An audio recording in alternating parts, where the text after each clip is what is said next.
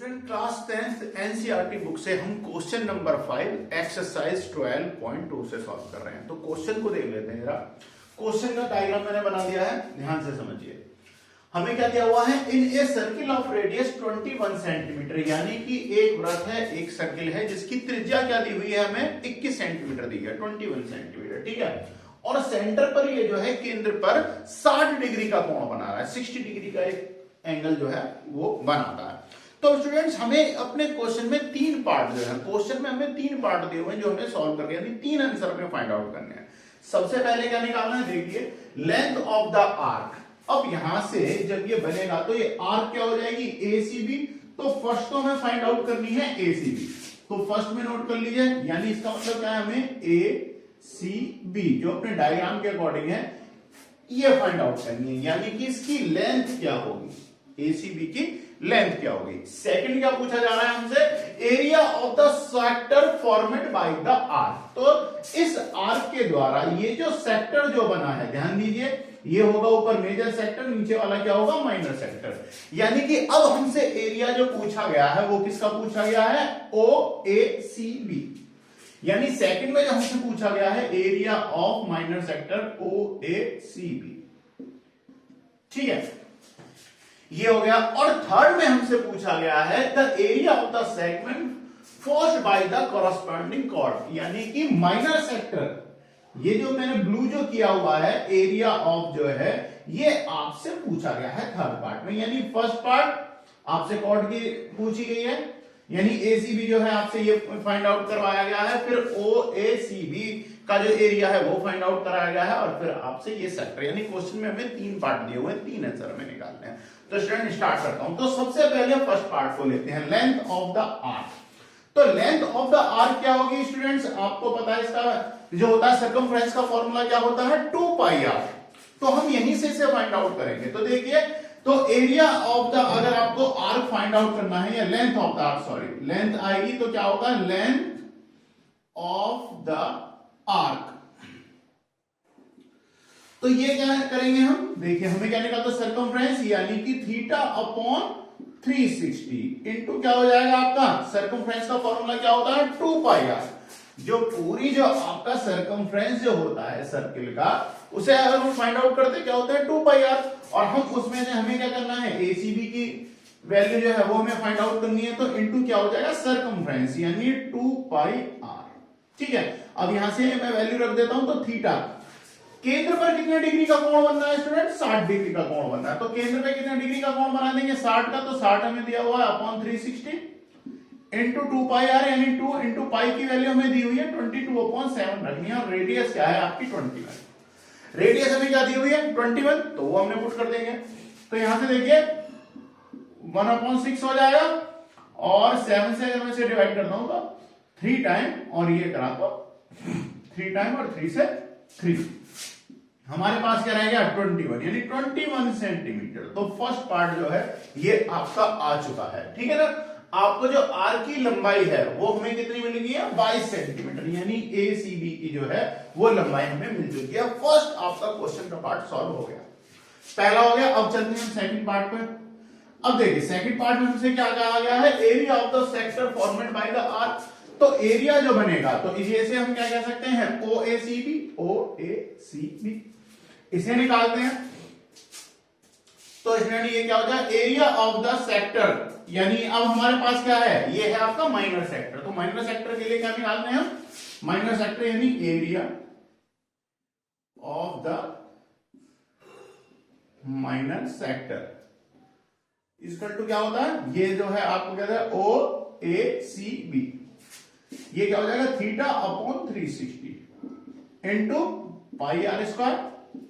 तो थीटा की वैल्यू वही क्या हो जाएगी आपकी 60 अपॉन 360 इंटू पाई की वैल्यू 22/7 इंटू रेडियस जो है, रेडियस क्या दी हुई है आपको 21 सेंटीमीटर।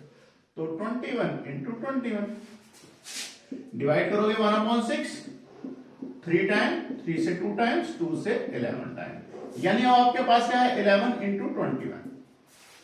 11 इंटू अगर हम 21 करते हैं तो दोनों का अगर हम प्रोडक्ट निकालेंगे तो क्या हो जाएगा 231 सेंटीमीटर। तो क्या मिल जाएगा 231 सेंटीमीटर स्क्वायर। तो जो आपके क्वेश्चन का सेकंड आंसर देखो, फर्स्ट आंसर क्या है आपका 22 सेंटीमीटर, और नेक्स्ट क्या आ गया आपका ये 22 सेंटीमीटर स्क्वायर हो जाएगा, सॉरी सेंटीमीटर हो जाएगा, और ये हो जाएगा 231 यानी 231 सेंटीमीटर स्क्वायर। तो दो आपके क्वेश्चन का सेकंड आंसर जो है वो भी हमें मिल चुका है, ये भी ओके हो गया और ये भी हमने सॉल्व कर लिया। थर्ड आंसर पे चलते हैं, यानी area of the minor segment. अब देखिए area of the minor segment अगर हम निकालेंगे तो देखो हमारे पास क्या है, एरिया ऑफ द सेक्टर है आपका माइनर सेक्टर। अगर यानी कि ए ओ सी बी में से अगर मैं ट्राइंगल ये जो आ रहा है ओ ए बी, इसका एरिया अगर मैं माइनस कर दूं तो हमें क्या मिल जाएगा, एरिया किसका मिल जाएगा आपका ये माइनर सेक्टर का जो है, यानी सेगमेंट का, सॉरी माइनर सेगमेंट का आपको एरिया मिल जाएगा। ठीक है, तो चलिए थर्ड पार्ट को करते हैं, area of minor segment equal to क्या हो जाएगा, equal to area of the minor sector, यानी area of the minor sector minus area of triangle O A B. अगर इसमें से माइनर सेक्टर में से अगर मैं ओ ए बी का एरिया अगर माइनस कर दूं तो आपको area of the minor segment मिल जाएगा। ठीक है, तो अब सबसे पहले देखते हैं कि हमें क्या चाहिए, हमें निकालना पड़ेगा area of the triangle O A B, तो इसे निकाल लेते हैं। तो देखिए ओ ए बराबर क्या है ओ बी, दोनों बराबर है। अब यहां पर ध्यान दीजिए angle O A B, angle O A B बराबर क्या हो जाएगा, angle O B A, angle O B A, यानी कि जब ये 60 है ये दोनों बराबर हो जाएंगी तो ध्यान दीजिए अब आपको क्या होता है, all angles of the three triangles का सम कितना होता है 180 होता है। तो यहां से एंगल,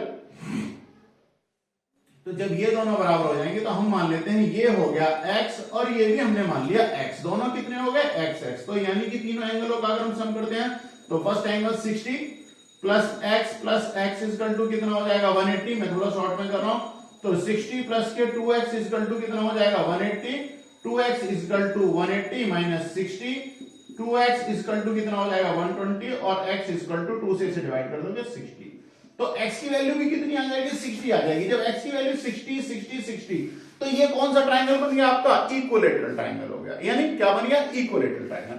तो इक्विलैटरल ट्रायंगल का जो फॉर्मूला होता है वो क्या होता है, √3/4 इनटू क्या होता है साइड स्क्वायर। ठीक है, तो इसे पुट करेंगे और area of the minor sector जो है वो हमें मिल ही चुका है 231।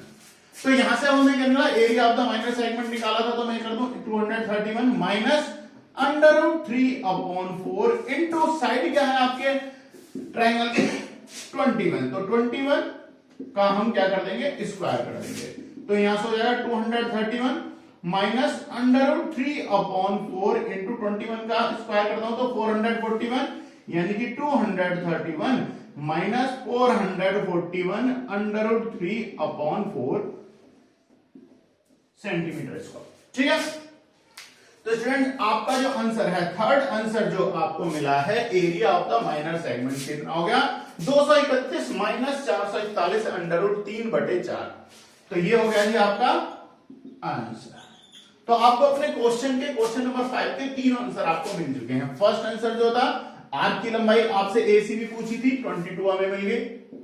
अच्छा, और फिर आपसे क्या पूछा था, सेक्टर का पूछा था आपसे, माइनर सेक्टर का एरिया 231 हमें मिल गया, और अब आपसे पूछा था माइनर सेगमेंट का एरिया, तो वो मिल गया 231 माइनस 441 √3/4। अगर आप चाहें जैसे फुल कैलकुलेशन करके इसका एलसीएम लेके आप इसे सॉल्व कर देना। ठीक है, क्योंकि बुक में आपको यही आंसर दिया हुआ है। तो स्टूडेंट क्वेश्चन नंबर 5 कंप्लीट है, क्वेश्चन नंबर 6 में मिलते हैं, बाय बाय।